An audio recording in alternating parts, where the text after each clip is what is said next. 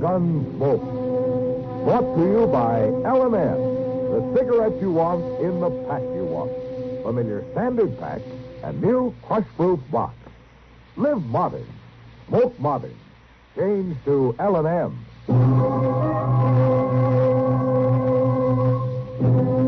Around Dodge City and in the territory on West, there's just one way to handle the killers and the spoilers, and that's with a U.S. Marshal and the smell of gun smoke.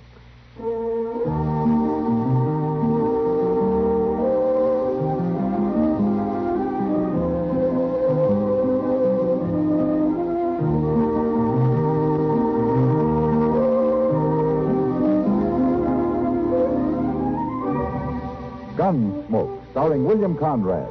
The story of the violence that moved west with young America. And the story of a man who moved with it. I'm that man. Matt Dillon, United States Marshal. The first man they look for and the last they want to meet. It's a chancy job, and it makes a man watchful. And a little lonely.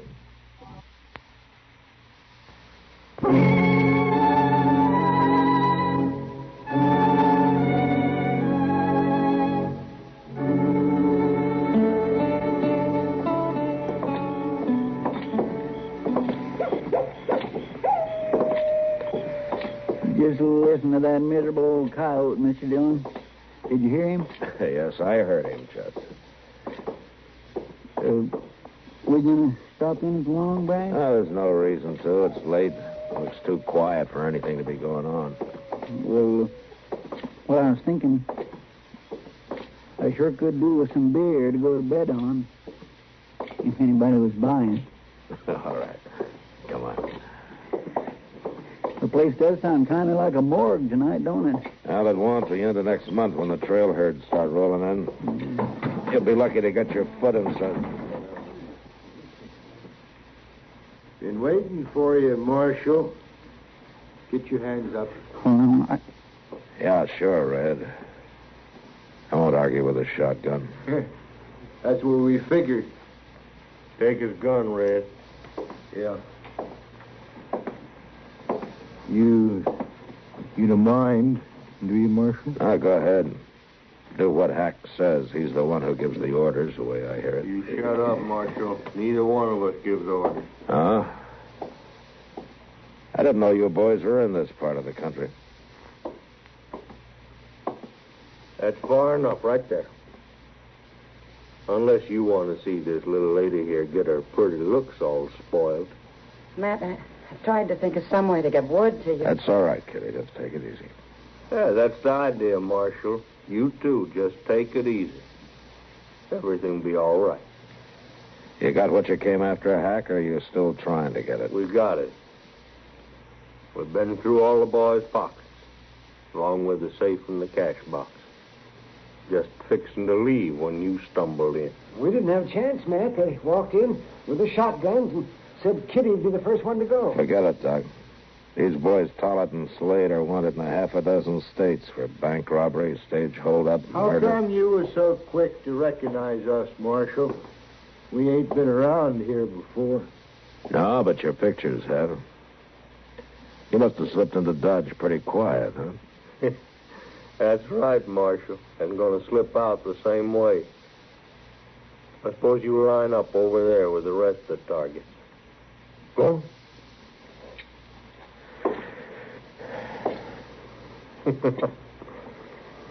Kind of expected more out of you, Marshal, from what I heard about you. Is that so? Reputation's mighty easy to come by sometimes. All right, all of you. We're riding out of here now. We don't aim to get followed. Red, take her arm there. Oh, here, what are you doing? Figure you boys won't be so likely to try nothing if you go along with us away. Matt? Do as they tell you, Kitty. You'll be all right. Anybody pokes his head out this door next few minutes gets it shot off. Same thing will happen to the lady.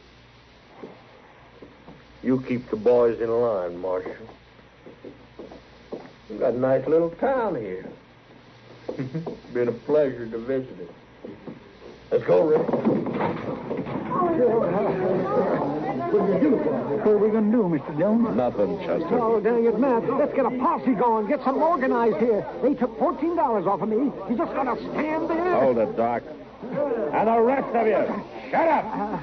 Simmer down now. Take it easy and stay away from that door. Matt, we can't just let them ride out. Doc, they got Kitty with them, and they're killers. One move from us, and they'll do exactly what they said they'd do to her. Well, maybe they will anyway. We'll give her the best chance we're able. That's all we can do.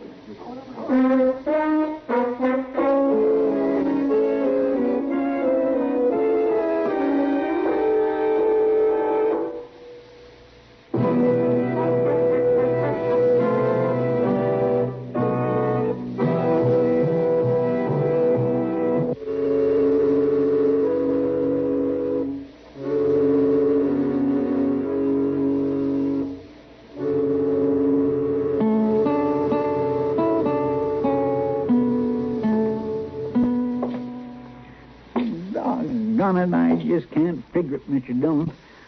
Well, we've spent from midnight last night until noon today checking every trail out of Dodge. Beale and his scouts have worked the river bottom for 10 miles each way. Yes, sir, I know. The whole countryside's on the lookout for them. 2 men and a woman. They can't just disappear. Well, they sure done it so far. Yeah, they sure done it so far. Come on, Chester, let's walk up the street and get something to eat, huh? All right. First time in all my recollection, I ain't had no appetite to speak of. Well, it won't help Kitty. You need to starve yourself. I got kind of a bad feeling ain't nothing going to help her, Mr. Dillon. Why not? I figure they've had time now to get far enough away they won't need her no longer. Why don't you shut up? Chester, I'm sorry. I didn't mean to talk to you like that. I reckon I understand. Yeah, I guess we both do. Well, good afternoon, Matt. Chester. Hello, Doc. Did you find any trace of them? No, nothing. You, have a bite to eat with us? Well, I just ate about an hour ago, but I might sit down with you for some pie and some coffee. If Chester can spare a little. I ain't thinking much about food today, Doc. Oh, is that so? Well, Chester, if you ever reach my age, you'll realize come fire and brimstone, chaos and calamity, the first thing a man better look out for is his stomach. Yes, sir. So as he starts going off his feed, he starts going downhill. You betcha. And when he starts to go down... Oh, man, I sure hope Kitty's all right.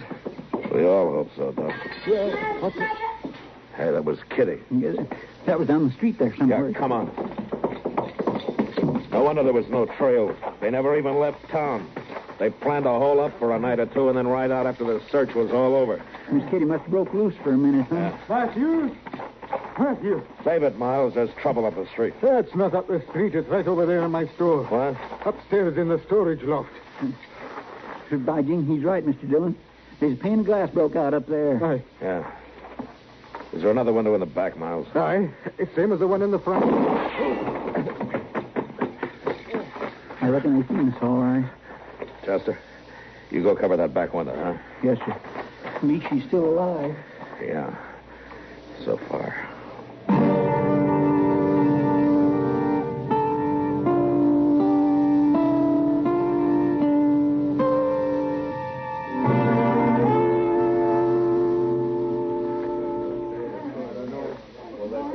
They're certainly mighty quiet up there, Matthew.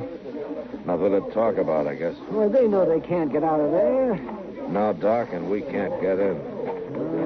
Matt, suppose we set fire to the building. Oh, no, you're not. You're not setting fire to my store. Not if they stay up there for the next year, you're not. They just didn't have Kitty up there with them, and it'd be easy. Sure, just wait for them to starve out. Or else burn the place down. Will you stop saying that, Doc? Well, it's going to be dark before long, Matt. Yeah, I know. Oh, why don't they give up? They know they haven't got a chance. They have as long as they got Kitty, Doc. I don't know. Maybe they're finally ready to talk. Hey, Red! Hack! Careful, man. You're beat and you know it. Why don't you throw your guns out of that window and come on down? Suppose we throw the lady out instead, Marshal. Look, both of you. If anything happens to her, you know what to expect. And if anything happens to us, she knows what to expect. Why don't you go on home, Marshal? Take that crowd of yokels with you. We can hold out a lot longer than you can up there. But maybe not longer than the lady can. Oh, so help me if I get my hands on his... Hack, suppose we get together and talk it over, huh? Maybe we can work something out. Get together how? You aiming to come up here and visit us? Unless you want to meet down here in the street. Yeah, you'd like that, wouldn't you? Well, what about it? Come by yourself? Without your gun? Yeah, sure.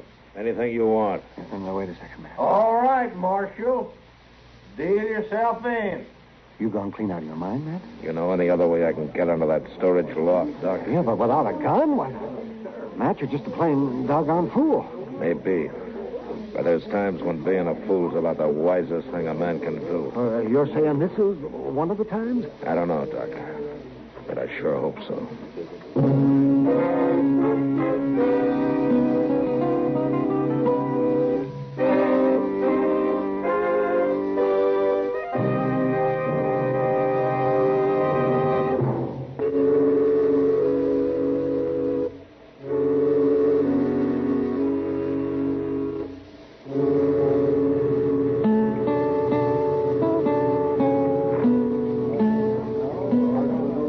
Doc, take care of my gun, will you? You ain't really gonna do it, are you, Mr. Dillon? Sure, he's gonna do it, the bull-headed idiot. But them two's killers. Chester, you're supposed to be around there watching that back window. I got Sam Noonan to take over. Well, Mr. Dillon, listen to me now. You just can't do There's it. nothing else to do, Chester. Oh, dang it, Matthew. If it'd do any good, I'd say go ahead and burn the place. The stock up there in that loft isn't worth much anyhow. What is up there, Miles? Oh, odds and ends mostly. Stuff I don't need to get at often. The thing that's worth the most is the 20 sacks of concentrates. What do you mean, concentrates? Oh, black iron pyrites. Powdered. I took them in trade from the Black Hawk mine. Oh? I've been aiming to ship them east to the smelter. They run pretty high in silver. Well, I don't guess Red and Hack will be very interested in sacks of concentrates. Marshal, you lose your nerve? I'll be right with you, Hack. They'll shoot you down before you get halfway across the street. Why, Chester? That's what they're figuring. They can do it a lot easier after I'm there. Mr. Dillon, Yeah, never mind, Chester. Well, good luck, Matt. Thanks, Doc.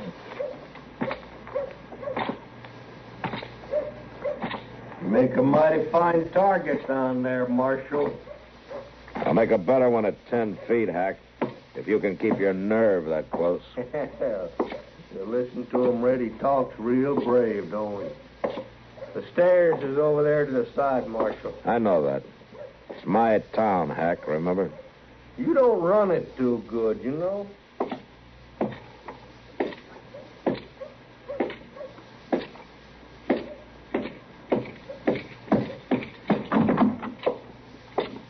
Hurry up, Marshal, before one of your boys down there gets notion. Are you worried, Red?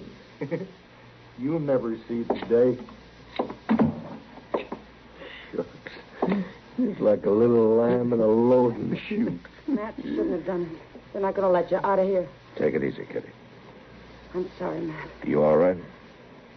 You wouldn't have done a fool thing like this if it weren't for me being here. Sure I would have. It's part of my job, Kitty. Teaching boys like these a little respect for the law. Marshal, did you come up here to talk to me or this lady here? What do you say, me, Hack? Doesn't Red even count? You know what I meant. Yeah, I know. I just wonder how long it's going to take Red to learn. What are you talking about? Oh, shut up, Red. He's just trying to start trouble. Well, no, all right. What does he mean? Learn what? You got your orders, didn't you, Red? Hack told you to shut up. I don't take orders from him or nobody else. Red, will you listen? Don't you see what he's trying to do? What? Trying to make bad feeling betwixt us, talking a pack of lies. He's trying to start us fighting each other. Yeah. Yeah, sure he is. Sure. You're easy to fool, aren't you, Red? You believe it. All right, that's enough now, Marshal. Just one more word like that, I'll blow you in half. Hack, you haven't got a chance. I thought you'd realize that by There's now. 2 shotguns against your bare hand says we got a chance. Yeah, but you can't use those guns up here. Huh? Didn't you even bother to take a look at these sacks here? What are you doing there? Just hooking a spur in one of them and ripping it open. You could have done the same thing, Hack. Well, just some black dust of some kind. Here, let's toss some up in the air, huh? Whew. Don't you recognize it? Don't get the air all full of that stuff. Did neither one of you ever work around a mine? Yeah, I did. Then take a closer look, Red. Don't you know black powder when you see it? Oh, yes, blasting powder. That's what it is. It's gunpowder. No. Now, you better lay those shotguns down easy, boys. You pull a trigger and this whole place will go up in one big blast. You're right, Red. We can't shoot nobody in here. You'll stand a better chance going to trial. Now, that's why you come up here without a gun. All right. I won't use my gun. But we're still 2 against 1, Marshal. Come on, Red, jumping. All right, come on, Red. It's even now, and I'm going to break your neck. No, not me. You win, Marshal. All right, then help Hack onto his feet. I'll take the shotguns along. All right, get moving, Red. Hey, you're holding that shotgun like you was going to use it. Just in case you change your mind. What happened? What? Why didn't you jump him? What's he doing with that gun? Oh, he can't use it no more than we could. Oh, not with all that powder. Well, now, Miles could be wrong. Maybe it is gunpowder. Oh, what are you saying? I know it looks like gunpowder. But if it is, Miles got fooled. He bought it for concentrates. Black iron pyrites. It ain't gunpowder. He fooled us. A liar? How about that? A lawman and cheats for lying. Yeah, I'm a liar, all right. I'll admit it. But it beats being what you are.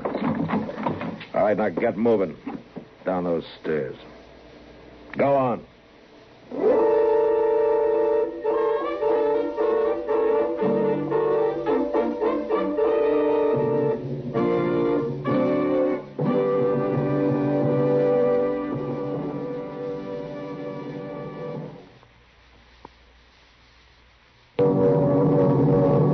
On the frontier, you could tell what part of the country a man was from and how he made his living from the saddle he rode.